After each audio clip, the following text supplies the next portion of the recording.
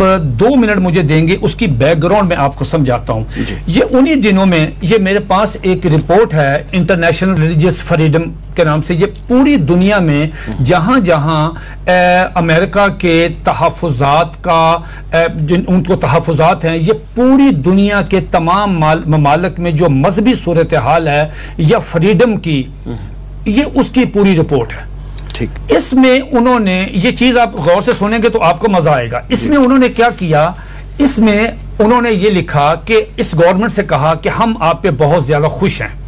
خوش اس بات گورنمنٹ سے مراد موجودہ گورنمنٹ، جی موجودہ گورنمنٹ بہت، کیونکہ رپورٹ اب آئی نا، ہم آپ سے بڑے خوش ہیں کہ آپ نے بہت زبردست کام کیا. ان میں 2-3 گنواتا ہوں. انہوں نے اس رپورٹ میں انہوں نے کہا کہ ہم خوش یہ ہیں کہ آپ نے گرو نانک کے نام سے ایک یونیورسٹی بنا رہے ہیں، اپروو کر دیا. پھر آپ نے ایک کوریڈور، آپ نے وہ راہداری کھولی ہے، وہاں پہ آپ نے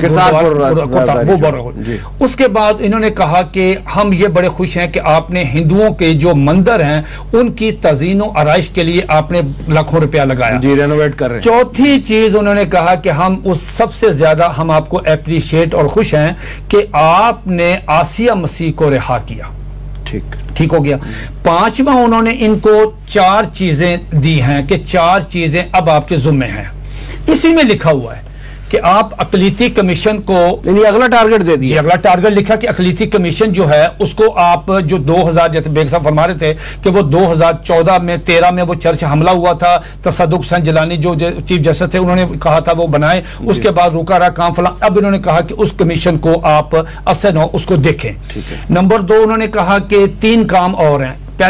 دوسرا کام یہ ہے کہ پاکستان میں آپ قانون توہین رسالت کو ختم کرنے کے لیے آپ اقدامات شروع کریں. یہ رپورٹ میں مطالبہ آ گیا.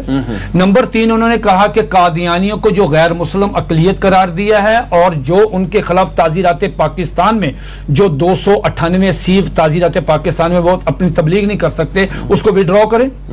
اور چوتھا انہوں نے یہ کہا ہے کہ جتنے بھی گستاخان رسول ہیں پاکستان، نام لیے ہیں جنید حفیظ کا، وسیم صاحب جنید حفیظ جس کا انہوں نے نام لیا ہے، اور بھی نام، ایاز نظامی کا نام لیا ہے، ایک اور تیمور کا نام لیا ہے. آپ پڑھیں گے آپ حیران ہو جائیں گے کس میں انہوں نے کہا جتنے گستاخان رسول ہیں سب کو چھوڑیں. اس میں جنید حفیظ کا بھی ہے. ایک پروسیس چلا، پولیس کا پروسیکیوشن ہوئی، سارا کچھ ہوا.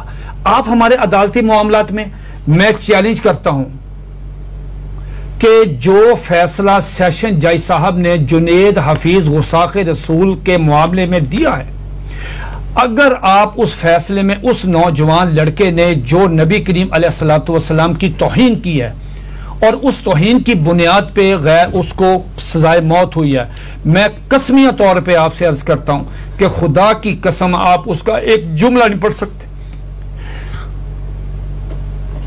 مجھے معلوم ہے کہ میں نے اس کا ترجمہ کس طرح کیا. گندی گالیاں. آپ کا سیشن جج ہے لیکن کورٹ میں سب ڈسکس ہوتا ہے نا.